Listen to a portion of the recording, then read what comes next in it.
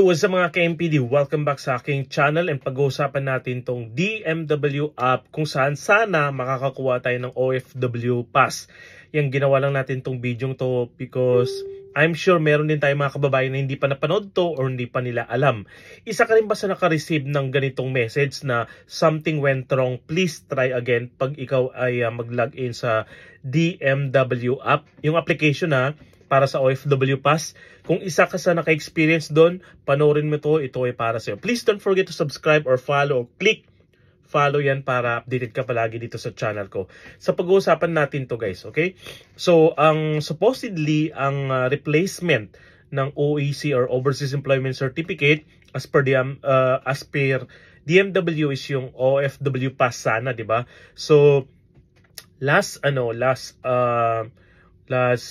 November, meron silang post sa kanilang DMW, Department of Migrant Workers Facebook page na temporary suspended ang DMW app until further notice. So kung okay na, mag-update sila and makaka-receive tayo ng mga update for sure kung okay ng maintenance na ginagawa nila or anumang inaayos nila sa DMW app. Ito yung advisory nila sa kanilang Facebook. Ito check nyo to.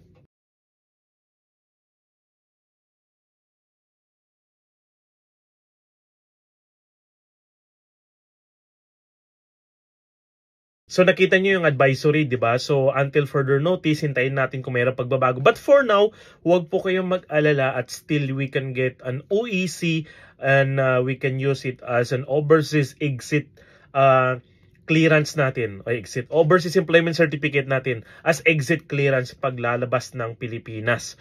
Okay, so mag-login lamang po tayo sa onlineservices.dmw.gov.ph or itong numang laman ng post nila sa kanilang Facebook page. So, para sa ating mga kababayan, please don't forget to share para updated palagi and ma-inform yung mga kababayan natin. And don't forget to follow, okay, ako, syempre, or subscribe sa channel ko. And don't forget to follow ang Facebook page ng Department of Migrant Workers kasi updated din po sila palagi doon, okay? Para updated tayo, hindi tayo mahuli sa mga update as OFW dito sa not only in UAE but around the world, okay? So, panoorin na lang po ninyo. Again, kung hindi maintindihan, and please don't forget to share para mas maraming makapanood, mas happy tayo. God bless.